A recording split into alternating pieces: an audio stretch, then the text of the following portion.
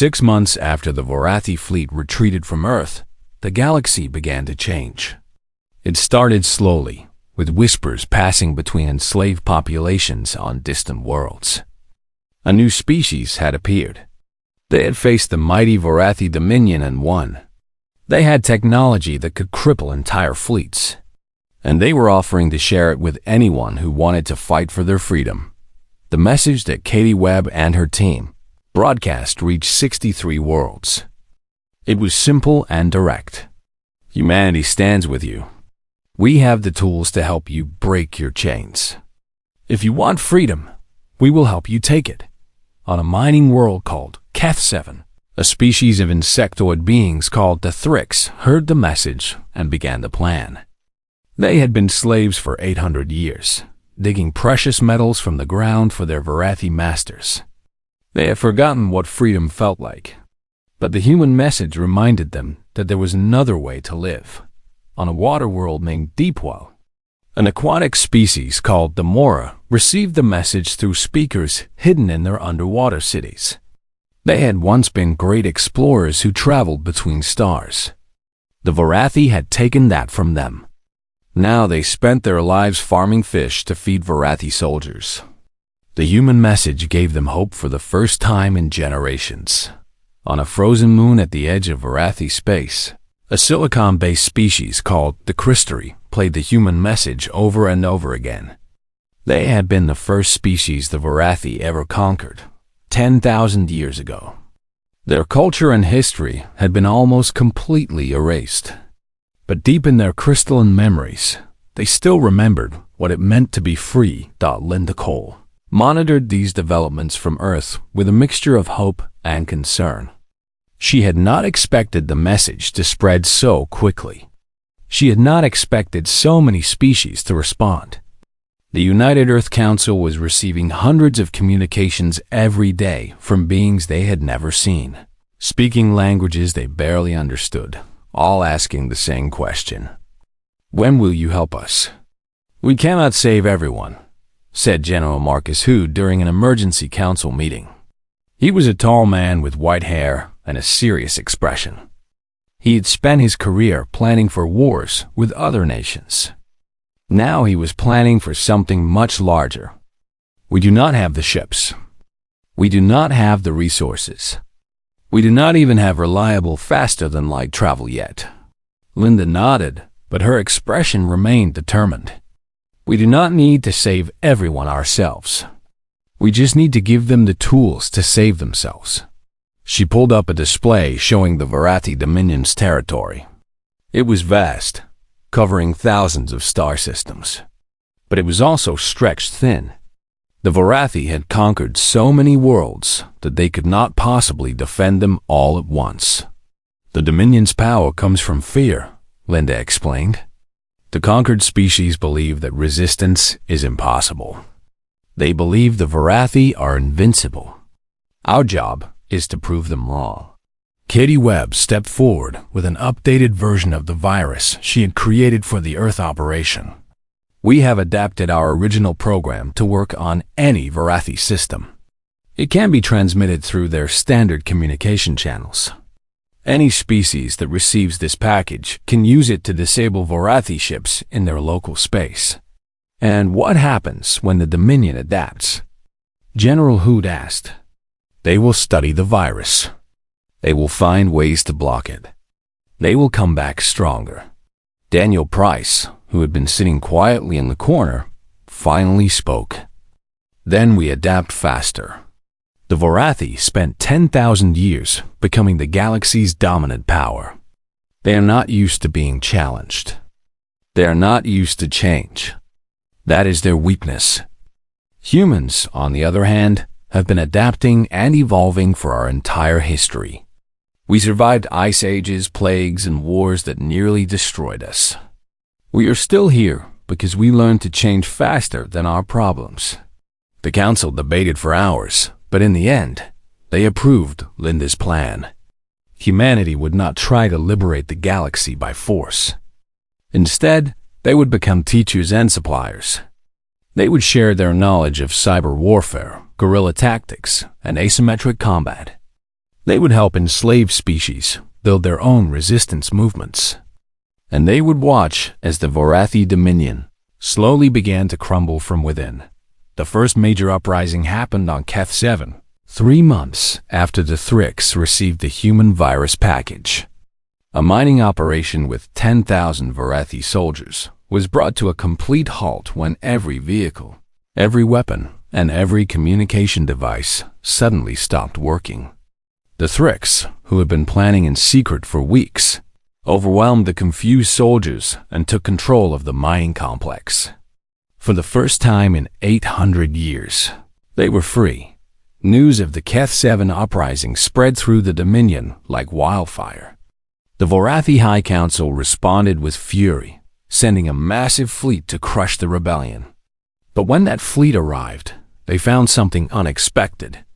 Human advisors had taught the Thrix how to hide, how to strike from the shadows, how to make occupation so costly that even the mighty Vorathi would think twice about continuing. The war for Keth 7 lasted 2 years. In the end, the Vorathi withdrew, not because they could not win, but because the cost of victory was simply too high. Back on Earth, Ambassador Kethvoran watched these events unfold with a complicated mixture of emotions. He had been removed from his position after returning from the failed Earth expedition, just as Sekthal had predicted. But he had not been punished. Instead, he had been assigned to study the humans, to understand how such a young species had managed to do what no one else had done in 10,000 years. He spent months reviewing human history, literature, and culture. He studied their wars and their peace treaties. He learned about their art and their music. And slowly, he began to understand something that the High Council refused to accept. The Vorathi Dominion was dying. It had been dying for centuries, rotting from within because it was built on a foundation of slavery and fear. The humans had not created this weakness.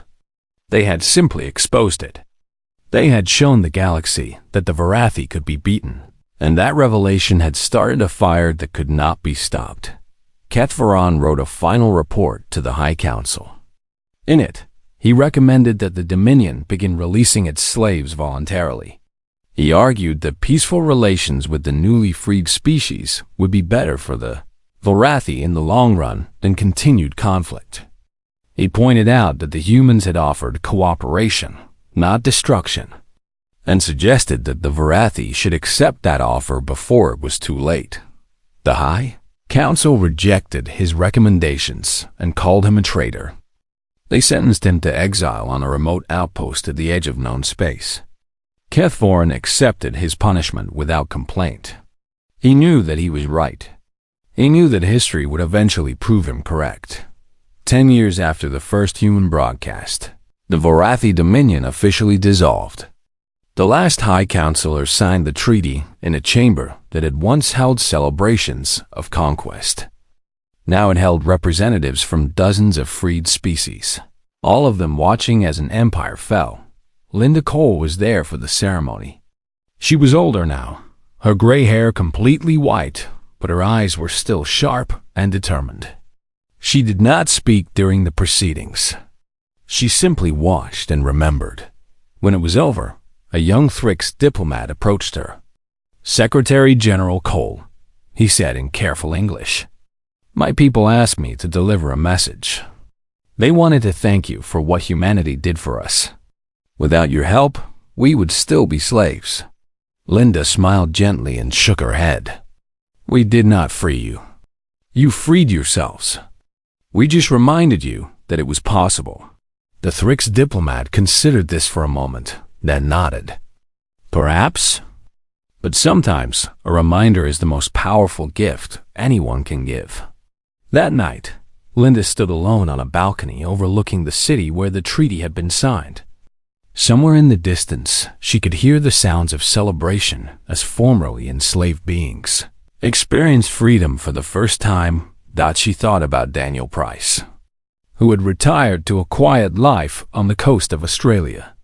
She thought about Katie Webb, who now led the most advanced cyber research center in human space.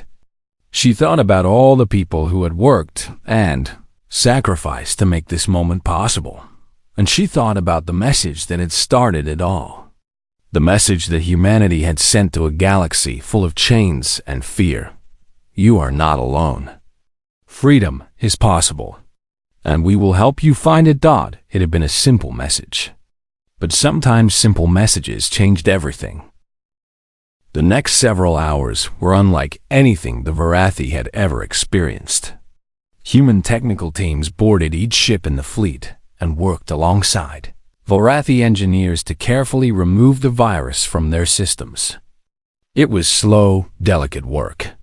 One wrong step could trigger the failsafe and shut down life support. But the humans seemed to know exactly what they were doing. They moved through the alien technology as if they had been studying it for years, not days.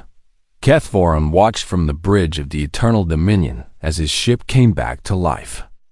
Lights returned to normal. Gravity stabilized.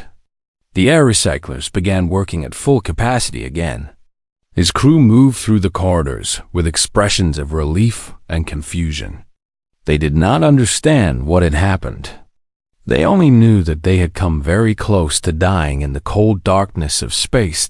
Daniel Price stood beside the ambassador, monitoring the progress on a portable display. Your navigation systems will be the last to come online, he said in a calm, professional voice. We want to make sure everything else is stable before we give you the ability to leave. You still do not trust us, Kethvoran observed. Daniel looked at him with steady eyes. Would you trust us if the situation were reversed? The ambassador considered this for a moment, then shook his head. No, I would assume you were planning something. Exactly. Trust takes time to build. This is just the first step. On the planet below, a very different kind of activity was taking place. Linda Cole had returned to Earth to oversee the next phase of the operation. With Kethvoran's authorization codes, human communication experts were now accessing the Varathi network. They were careful not to trigger any security alerts. They moved slowly and quietly. Just as Daniel's team had moved through the alien ship's dot, their target was not military information. It was something much more valuable. They were looking for records of every species the Varathi Dominion had ever conquered. They wanted names, locations, population numbers, and most importantly, communication frequencies. Katie Webb led the technical team from a secure facility in New Zealand. Her fingers flew across multiple keyboards as she navigated through alien databases. The Varathi keep excellent records, she muttered. I will give them that. They have documented everything. Every conquest, every tribute payment, every slave shipment. Her colleague, a man named Ben Torres, leaned over her shoulder. How many species are we talking about? Katie pulled up a summary screen and felt her stomach turn. 63 confirmed subjugated worlds. Total enslaved population across all species is estimated at 4 billion individuals. The room went silent. 4 billion slaves. 4 billion sentient beings held in captivity by the Varathi Dominion. It was a number so large that it was almost impossible to comprehend. Can we reach them? Ben asked quietly. Katie nodded slowly. The Varathi use a standardized communication system across their empire. If we can broadcast on the right frequency, every enslaved world will hear us. Then let us give them something to hear. Back on the Eternal Dominion, Kethvoran received word that his fleet was almost ready to depart. The human technical teams were packing up their equipment and returning to their shuttles. The 47 Varathi prisoners had been released and returned to their ships. Even his son was safe, though the young male had not spoken to his father since his rescue. Kethvoran found Daniel Price preparing to board the last shuttle. May I speak with you? The ambassador asked. Daniel paused and turned to face him. Of course. I have been thinking about what your leader said, about trust taking time to build. Kethvoran hesitated, choosing his words carefully. The Vorathi Dominion has existed for 10,000 years. In all that time, we have never encountered a species we could not conquer. We have never faced an enemy we could not crush. We have never been forced to negotiate as equals. Daniel said nothing, simply listening. Your people have changed something today, Kethvoran continued. You have shown that there is another way. You had the power to destroy us, but you chose to make a deal instead. I do not fully understand why. It goes against everything I have been taught about survival and strength. Daniel considered his response carefully. In human history, we have had many empires that ruled through fear and force. They all fell eventually. The empires that lasted longest were the ones that learned to cooperate, to trade, to build relationships based on mutual benefit rather than domination. And you believe this approach is stronger? I believe it is more sustainable. Fear creates enemies. Cooperation creates allies. In the long run, allies are more valuable. Kethvoran looked out the viewport at the blue planet below. Your world is very beautiful, he said. I have conquered many planets, but few of them look like this. So much water. So much green. It seems almost impossible that such a dangerous species could come from such a peaceful-looking place. Daniel smiled slightly. Appearances can be deceiving. The most dangerous creatures on Earth often live in the most beautiful environments. Colorful frogs that can kill with a touch. Beautiful flowers that are deadly poison. Calm waters that hide ancient predators. And humans? We are the most adaptable predator our planet ever produced. We can live anywhere, eat anything, and survive conditions that would kill most other species. We are small and weak compared to many of the animals on our world, but we learn to work together, to use tools, to think our way around problems instead of fighting through them. Kethvoran nodded slowly. I underestimated you. I assumed that because you lacked advanced technology, you lacked intelligence. That was foolish. It was, Daniel agreed without hesitation. But you are not the first to make that mistake, and you will not be the last.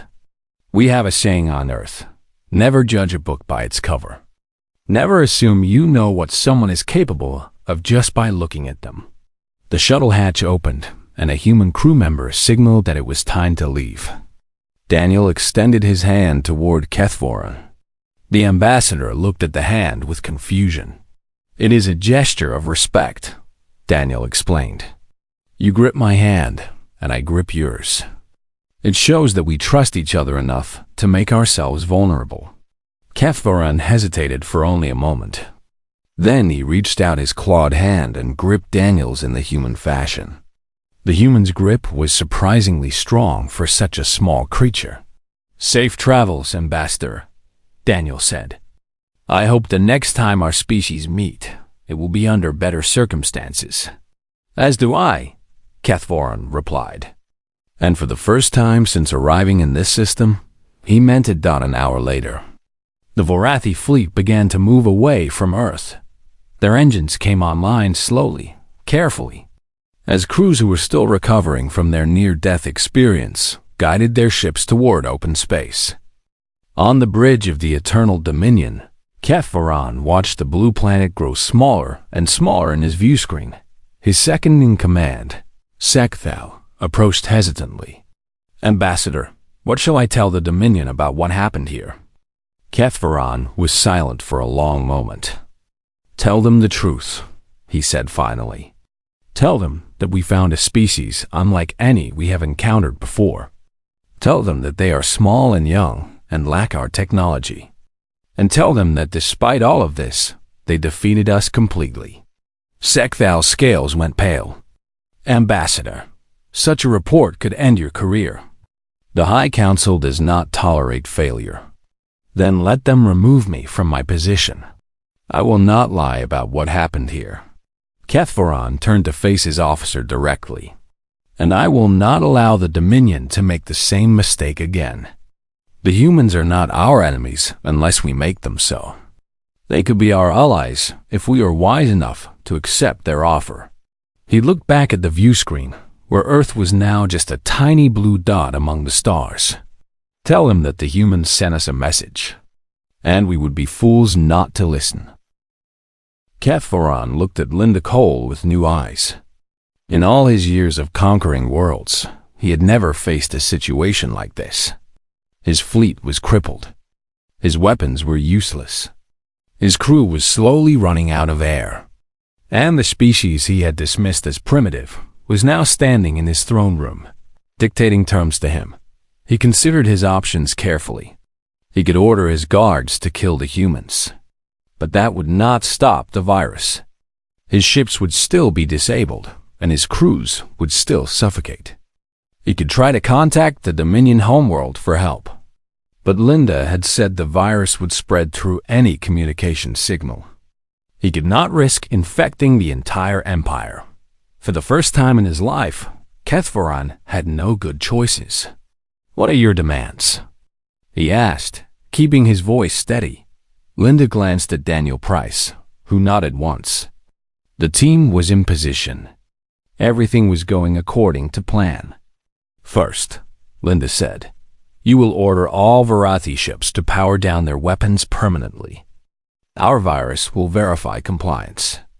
If any ship tries to reactivate its weapons, life support on that ship will immediately shut down."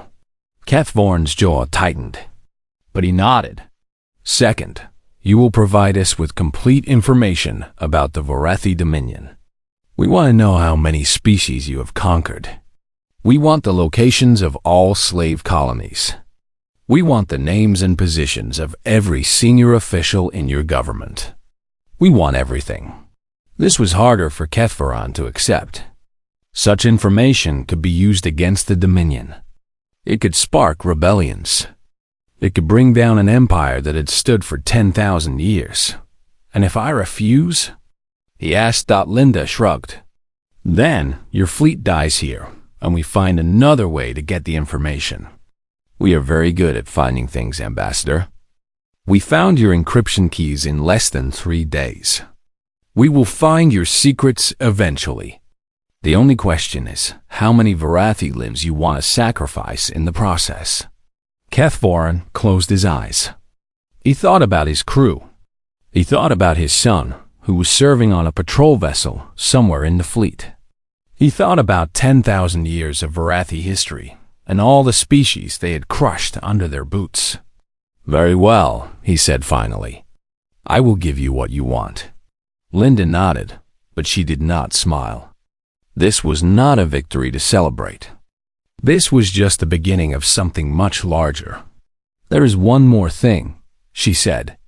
"We brought some additional negotiating materials with us. Daniel, if you please." Daniel Price pulled out a small communication device and spoke into it quietly. A few moments later, the doors to the throne room opened.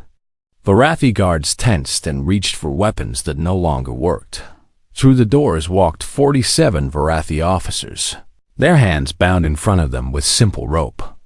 They wore the uniforms of ship commanders, navigation specialists, and security chiefs. They looked confused and frightened. Most of them had been asleep in their quarters when human operatives silently boarded their vessels and took them prisoner. They had not even known anything was wrong until they woke up on a human shuttle. Kethvaran rose from his throne in shock. "How is this possible? How did you take prisoners from my ships?" Linda Cole allowed herself a small smile. "While my team and I were keeping you busy with diplomatic theater, several other teams were boarding your vessels through maintenance hatches. Your internal security was focused on large-scale threats. You were watching for missiles and invasion forces. You were not watching for 12 people in black suits who can move without making a sound." The Varathi prisoners were lined up before the platform. Many of them were clearly terrified. A few looked angry. One young male in particular stood out. He was smaller than the others, with scales that were a lighter shade of green. His uniform indicated he was a junior commander. and he was staring at Kethvaran with a desperate expression. "Father?" the young Varathi said. "What is happening? Who are these creatures?" Kethvaran's face went completely pale. His son. The humans had taken his son. Linda Cole turned to look at the young commander, then back at Kethvaran. "We did our research, Ambassador. We know who matters to you. We know what you care about. And we want you to understand that we are not bluffing. We are not making empty threats. We have the ability to reach into your fleet and take whatever we want. We have the ability to shut down your ships and watch your crews die. We have the ability to destroy everything you have built." She paused and let her words sink in. "But that is not what we want," she continued. "We do not want to kill Varathi soldiers. We do not want to start a war that will cost millions of lives on both sides. We want to make a deal. A real deal, where both sides walk away with something." Kethvaran tore his eyes away from his son and looked at Linda. "What kind of deal? You came here demanding tribute. You wanted metals, biological samples, and slaves. We are going to give you something better. We are going to give you knowledge." She reached into her pocket and pulled out another data tablet. "This contains information about human technology, our computer systems, our communication networks, our cybersecurity methods. It is not our most advanced technology, but it is enough to help you defend against the kind of attack we just launched. If you take this back to your homeworld, your engineers can use it to upgrade your systems. You will never be this vulnerable again." Kethvaran took the tablet slowly. "You are giving us your own weapons?" "We are giving you tools," Linda corrected. "What you do with them is up to you. But we hope you will use them to protect yourselves rather than to conquer others." The ambassador looked at the tablet in his hands, then at the prisoners, then at his son. He was beginning to understand something important about humans. They were not just clever. They were not just dangerous. They were something he had never encountered before. They were strategic. They had the power to destroy his fleet, but instead, they were offering to help him. They had taken prisoners, but they were treating those prisoners with respect. They had won this battle completely, but they were not demanding unconditional surrender. "Why?" Kethvaran asked quietly. "Why are you doing this? You could crush us. You could send us home in shame and tell the galaxy that humans defeated the mighty Varathi Dominion. Why are you offering us a way to save face?" Linda Cole walked up the steps of the platform until she was standing directly in front of the ambassador. She looked into his yellow eyes without fear. "Because we want something more valuable than your defeat," she said. "We want your respect. We want you to go back to your homeworld and tell everyone what happened here. We want you to tell them that humans are not primitives. We are not easy targets. We are not a species to be conquered. We are a species to be traded with, negotiated with, and treated as equals." She leaned closer and lowered her voice. "And we want you to tell them one more thing. We want you to tell them that if anyone ever threatens humanity again, if anyone ever demands human slaves again, we will not be this generous. Next time, there will be no deal. Next time, there will only be consequences." Kethvaran held her gaze for a long moment. Then, slowly, he bowed his head. "I understand," he said. "I will deliver your message." Kethvaran stared at the human woman standing before him. He could not understand her words. He had conquered 15 worlds, and no species had ever spoken to him like this. He decided she must be confused or perhaps suffering from some kind of mental breakdown. Primitive species often broke under pressure. He had seen it many times. "I do not think you understand your situation," Kethvaran said slowly, as if explaining something to a child. "There are 50 warships surrounding your planet. Each one carries enough weapons to destroy a continent. You have no fleet. You have no defenses. You have nothing except the hope that I will show mercy. And I am not known for mercy. Linda Cole nodded politely. Yes, we noticed the ships. Very impressive. Your engineers clearly know what they are doing. She paused and looked around the throne room with genuine curiosity. This is quite a nice ship, actually. The architecture is beautiful. Very intimidating. I imagine that is the point. The other Varathi in the room exchanged confused glances. This was not how conquered species behaved. They were supposed to be trembling. They were supposed to be offering everything they had in exchange for survival. This human woman was complimenting the furniture. Kethvoron leaned forward on his throne. Enough games. You have wasted 2 of your 72 hours coming here. Tell me what tribute you are prepared to offer, or I will send you back to your planet in pieces. Linda turned to Daniel Price and gave him a small nod. Daniel stepped forward and opened a wooden case he had been carrying. Inside was a thin data tablet made of silver metal. He picked it up carefully and walked toward the platform where Kethvoron sat. The Varathi guards moved to stop him, but Kethvoron waved them aside. He was curious now. What could this primitive possibly think was worth showing him? Daniel climbed the steps and presented the tablet to the ambassador with a respectful bow. Kethvoron took it and activated the screen. What he saw made his blood turn cold. The tablet contained detailed information about every Varathi ship in the system. Shield frequencies, weapon power levels, crew numbers, structural weaknesses, command codes, personal files on every senior officer, including Kethvoron himself. There was information here that only the highest levels of the Dominion should have access to. There were secrets that Kethvoron had never shared with anyone. How did you get this? He whispered, his voice suddenly hoarse. Linda Cole clasped her hands behind her back. Over the past 72 hours, while you were waiting for us to panic, we were very busy. Your ships communicate using a wireless network. You assume this network is secure because no species has ever managed to break your encryption before. But humans are very good at breaking things. Kethvoron looked up from the tablet. His yellow eyes were wide with something he had not felt in decades. Fear. We did not just read your messages, Linda continued. We went into your systems. We looked at everything. We learned how your ships work, how your weapons function, how your life support systems operate. And while we were in there, we left a small gift behind. She raised her hand and snapped her fingers once. Throughout the Eternal Dominion, alarms began to scream. The lights flickered from bright white to dim red. The floor vibrated as the gravity generators struggled to maintain normal Earth standard weight. On screens across the bridge, error messages appeared in rapid succession. Navigation offline. Weapons locked. Communications disrupted.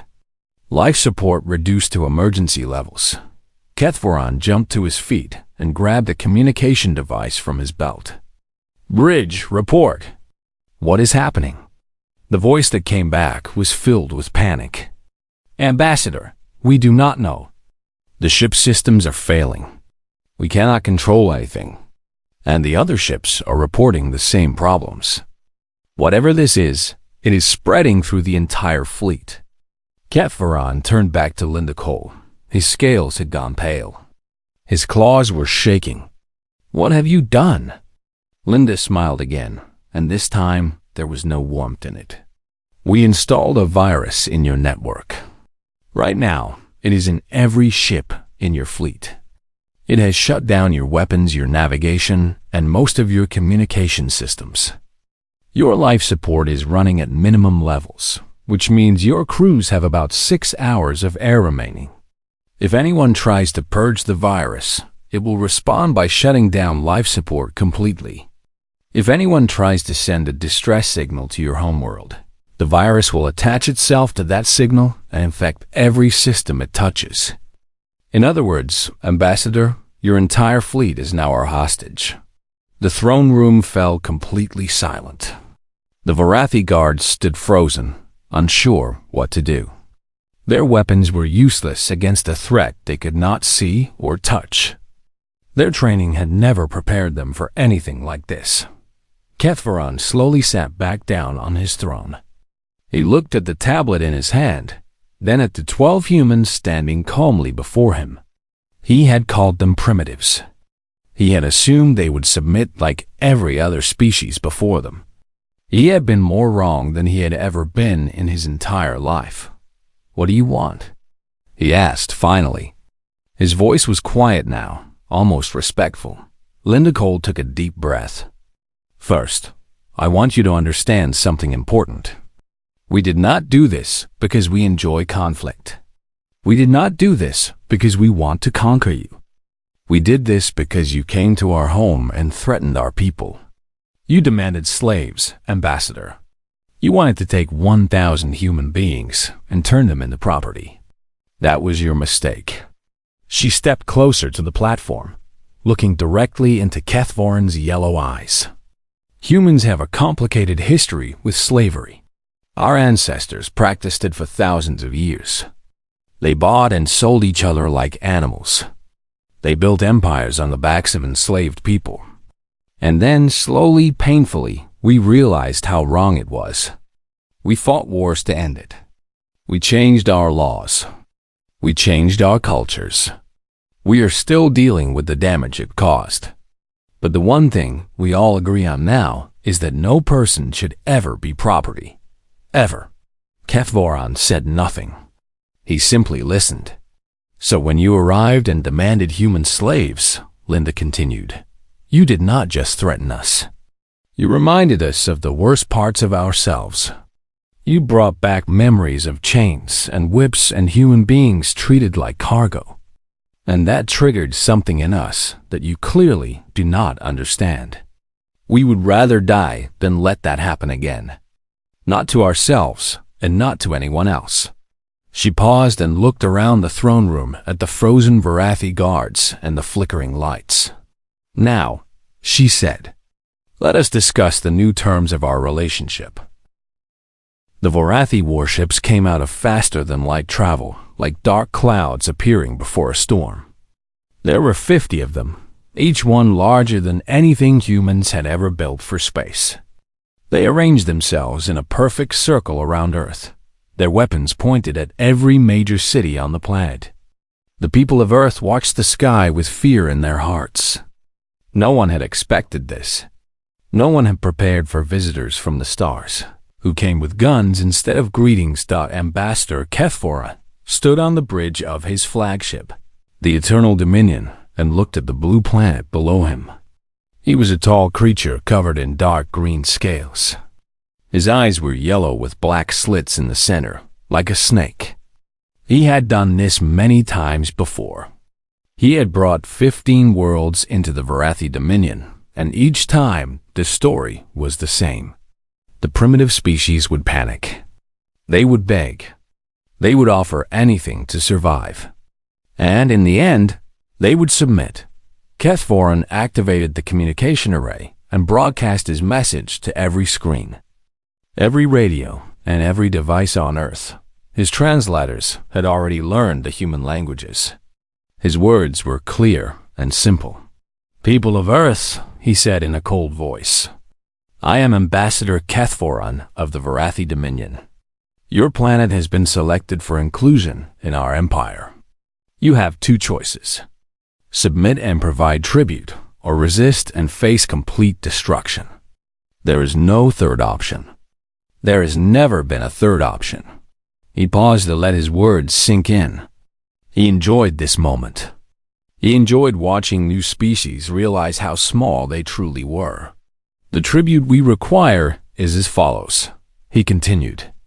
10,000 tons of your rarest metals, complete samples of your biological diversity, and 1,000 healthy specimens of your dominant species to serve in Vorathi households. You have 72 hours to gather these items and deliver them to our ships. If you fail, we will begin destroying your cities one by one until you comply. This message will not repeat. Voron ended the transmission and turned to his second-in-command, a younger Vorathi named Sekthal. How long do you think they will take to respond? Sekthal checked his screens. Based on previous conquests, they should begin transmitting surrender requests within 6 hours. Primitive species always panic first and think later. Voron nodded with satisfaction. He walked to his private chamber to rest. He had seen this performance too many times to feel any excitement. It was simply business. The Dominion grew, and he was the one who fed it new worlds. But on Earth, the reaction was not what Voron expected. The governments of the world came together in an emergency session of the United Earth Council. Leaders argued and shouted. Some wanted to fight. Others wanted to surrender immediately. The military leaders said their weapons could not even scratch the Vorathi shields. The scientists said the alien technology was at least 1,000 years ahead of anything on Earth. In the middle of all this chaos, Secretary General Linda Cole sat quietly and listened. She was a woman in her early 50s with short gray hair and calm brown eyes. She had been a soldier once, then a diplomat, then a politician. She had seen wars and peace treaties and everything in between. And as she listened to the panic around her, she was already forming a plan. When the room finally grew quiet, Linda stood up and spoke. "We are not going to surrender," she said. "And we are not going to fight a battle we cannot win. We are going to do something else entirely." The room stared at her in confusion. Linda turned to a man sitting in the corner of the room. He was not a politician or a general. His name was Daniel Price, and he led a team that officially did not exist. His unit was called the Ghost Division, and they specialized in operations that no one was ever supposed to know about. They had stopped terrorist attacks, rescued hostages from impossible situations, and gathered secrets from the most secure places on Earth. Now, Linda was asking them to do something that had never been done before. "Daniel," she said, "can your team get aboard those ships?" Daniel thought for a moment. He was a man of average height with a forgettable face. That was intentional. In his line of work, being memorable was dangerous. The aliens are using some kind of wireless network to communicate between their ships, he said. We have been monitoring it since they arrived. Their security is good, but not perfect. They clearly do not expect anyone to challenge them. If we can find a way to physically access one of their systems, we might be able to do something with that overconfidence. Linda nodded. Then here's what we are going to do. I will request a diplomatic meeting aboard their flagship. I will pretend we are considering surrender. While I keep them talking, your team will do what you do best. The other leaders in the room protested immediately. It was too dangerous. It would never work. The aliens would see through the trick. But Linda raised her hand for silence. They have given us 72 hours, she said. They expect us to use that time begging and crying. They do not expect us to use it planning. That is their mistake, and we are going to make them pay for it. The next 48 hours were the busiest in human history. Daniel Price and his team of 11 operators studied everything they could about the Vorathi ships. They analyzed the communication signals. They mapped the network pathways. They found small weaknesses that a less desperate species might have missed. And one of their best programmers, a young woman named Katie Webb, created something special. It was a virus unlike anything ever designed before. It could adapt to alien systems. It could hide in their code. And once it was activated, it could bring an entire fleet to its knees. On the third day, a small shuttle launched from Earth carrying the diplomatic delegation. Ambassador Voron watched it approach with amusement. He had received Linda Cole's message requesting negotiations, and he had agreed immediately. He loved watching species try to bargain their way out of submission. It never worked, but it was entertaining. The shuttle docked with the Eternal Dominion, and the airlock opened. 12 humans walked out wearing formal diplomatic clothing. Linda Cole was at the front, her expression calm and professional. Behind her walked Daniel Price, carrying a ceremonial case made of polished wood. The other 10 members of the team followed in perfect formation. The Varathi guards scanned them for weapons and found nothing dangerous. The humans had only data tablets, communication devices, and the strange wooden case that seemed to contain nothing but documents. Kethvorin greeted them in the throne room. Looking down from his elevated platform, he saw a small group of frightened primitives who had come to beg for mercy. He did not see what they truly were. Linda Cole looked up at the ambassador and smiled. It was the smile of someone who knew something that no one else in the room knew. But Kethvorin did not notice. He was too busy enjoying his own power. "Welcome to the Eternal Dominion," he said. "I assume you have come to discuss the terms of your surrender." Linda's smile grew just a little wider. "Actually," she said, "we have come to discuss yours."